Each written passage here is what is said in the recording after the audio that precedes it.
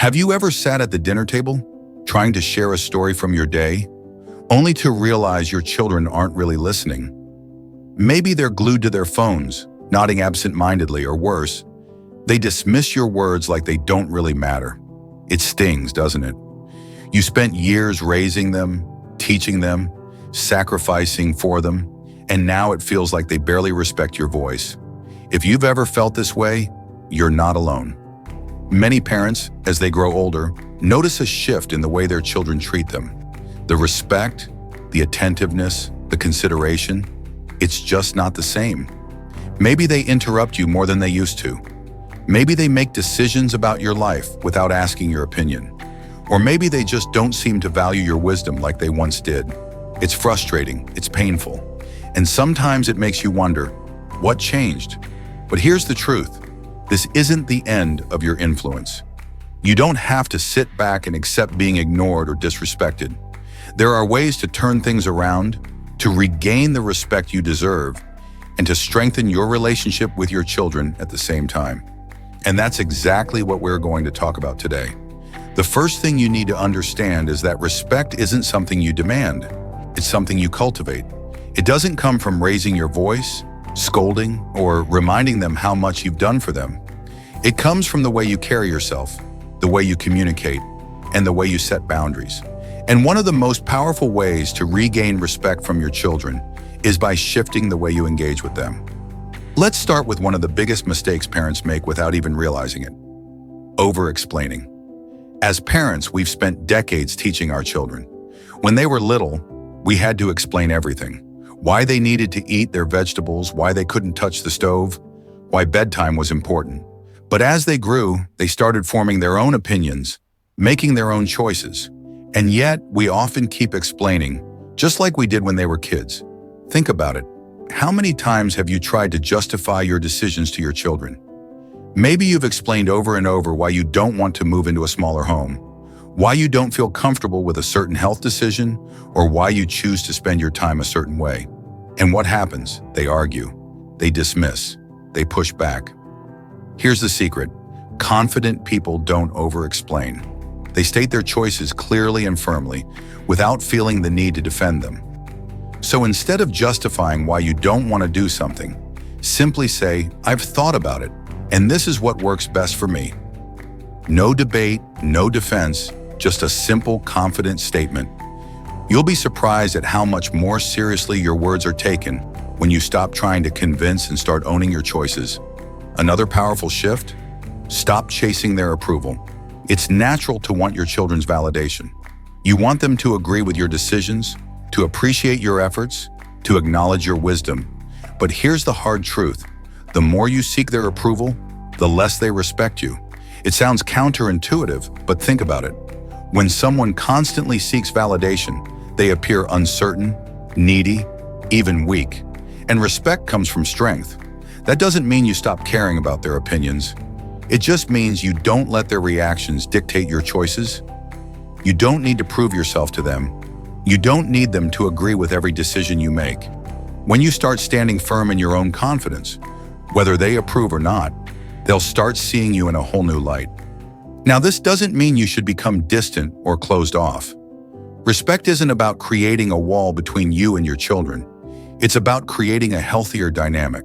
And one of the best ways to do that is by shifting the way you respond to their dismissiveness. If you've ever been cut off mid-sentence, ignored, or had your advice brushed aside, you know how frustrating it feels. The instinct is to push back, to make them listen, to prove your point. But here's something to try instead. Pause, take a breath, and the next time they dismiss you, simply say, "I see that you're not interested in hearing this right now. That's okay." Then stop talking. This does two things. First, it signals that you value yourself enough not to fight for their attention. And second, it puts the responsibility back on them. You're not begging to be heard. You're showing them that listening is their choice. More often than not, this simple shift makes them realize they've been dismissive, and it opens the door for better communication. There's so much more to say on this topic, but for now, let's take a moment to reflect. The way your children treat you isn't set in stone. Respect is something you can rebuild. It starts with how you carry yourself, how you communicate, and how you set boundaries. And when you make these shifts, you'll not only regain their respect, you'll also strengthen your sense of self-worth, which is even more important. Now that we've talked about shifting the way you communicate, by not over-explaining, not chasing approval, and handling dismissiveness with quiet confidence, let's go even deeper. Because regaining respect from your children isn't just about what you stop doing, it's also about what you start doing. One of the most powerful ways to change how your children see you is by reclaiming your own life. It's easy to fall into a pattern where your world still revolves around your children, even when they're grown. You worry about their problems. You adjust your schedule to accommodate them. You're always available, always ready to step in. And while that kind of devotion is admirable, here's the hard truth. People tend to respect those who respect themselves. Think about the people you admire most. They probably aren't the ones who are always waiting around for others to need them. They're the ones who have a sense of purpose, who have something meaningful going on in their lives. They have passions, hobbies, and goals that don't depend on anyone else's approval. If you want your children to see you differently, start focusing on your own fulfillment. Pick up that hobby you set aside years ago. Start traveling, volunteering, or even just making new friends. Do things that make you feel alive again. When you have a full, rich life outside of them, two things happen. You become happier and they start seeing you in a whole new light. Instead of seeing you as someone who's always there, always waiting, always needing their attention, they see you as someone strong, independent, and valuable. And respect follows. Now let's talk about something that might feel a little uncomfortable: setting boundaries. Many parents hesitate to set boundaries with their adult children because they're afraid of pushing them away. They think, if I say no, if I stand my ground, if I stop letting them treat me a certain way, what if they pull away even more? But here's what's important to remember. Boundaries don't push people away. They teach people how to treat you. Imagine this. Your child calls you, and instead of asking how you're doing, they immediately start unloading their problems. They don't ask if you have time. They just assume you'll listen. And of course you do, because that's what a loving parent does. But what if this happens all the time? What if they only call when they need something, and never just to check in on you? The next time this happens, try something different. Instead of immediately jumping into their crisis, say, I'd love to talk, but right now I'm in the middle of something. Can we chat later? It might feel strange at first, especially if you've always been available, but what you're doing is sending a message. My time matters too. And if they react negatively, that's okay, because setting boundaries isn't about controlling their reaction. It's about valuing yourself enough to expect mutual respect. Over time, they'll learn that you're not just a parent who exists to meet their needs. You're a person with your own life, your own time, and your own priorities. And that kind of self-respect commands respect from others. Another important shift: stop trying to fix everything for them. As parents, our instinct is to help. When our children are struggling, we want to step in, offer solutions, and make things easier for them. But here's the truth. Constantly fixing things for them doesn't earn respect. It creates dependency. Think about it. If someone always rushes to solve your problems, do you respect them more? Or do you start seeing them as someone who will always be there no matter what? That's what happens when we don't let our children handle their own challenges. They stop seeing us as strong, independent individuals and start seeing us as a safety net that will always catch them. So the next time your child comes to you with a problem, resist the urge to immediately offer solutions. Instead, try saying, "That sounds like a tough situation. What do you think you're going to do about it?" This puts the responsibility back on them, while still showing that you care. And more importantly, it shifts the dynamic. Instead of being the fixer, you become someone whose wisdom they seek out, rather than someone they expect to clean up their messes. This shift isn't just about gaining their respect, it's also about helping them grow. Because when they start handling their own problems, they also start appreciating you in a different way.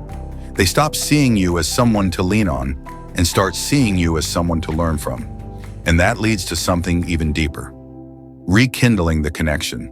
When you stop over-explaining, stop chasing approval, start setting boundaries, and stop fixing everything for them, something shifts in the relationship. The tension eases, the conversations change. Instead of feeling like a one-sided dynamic where they're in control and you're just there, it starts to feel like an equal, respectful relationship between two adults.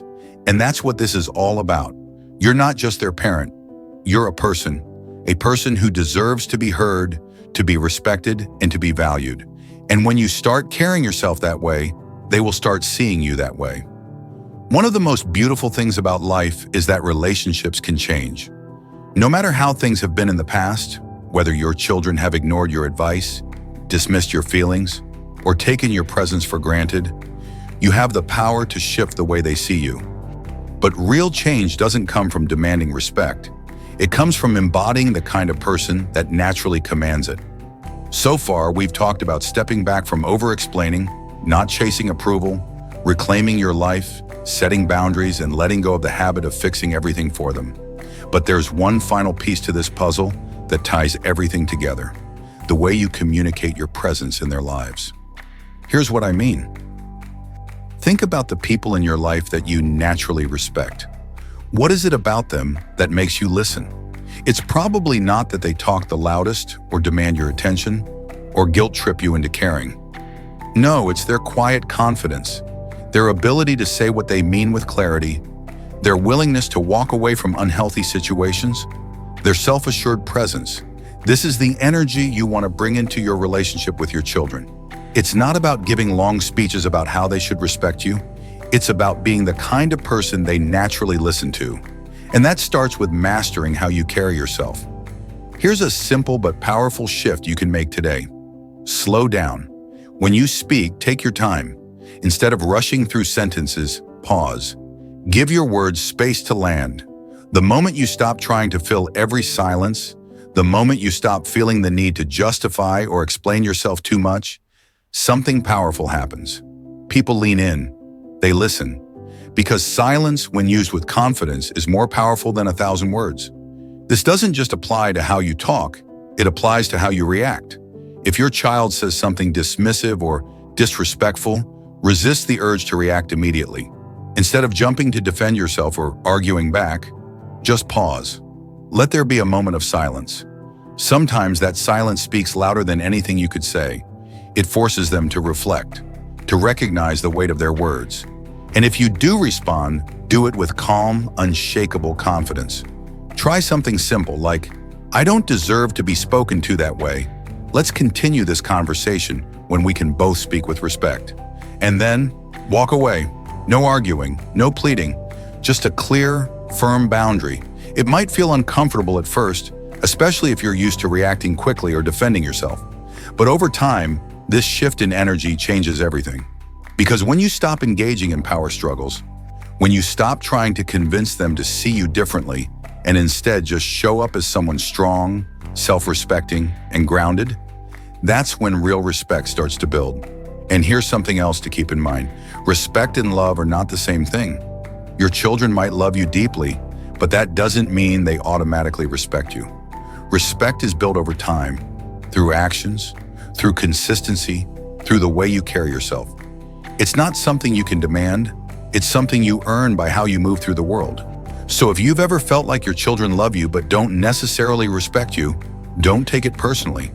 Instead, take it as a sign that it's time to make a shift, that it's time to stop seeking their validation and start living in a way that makes them want to listen to you.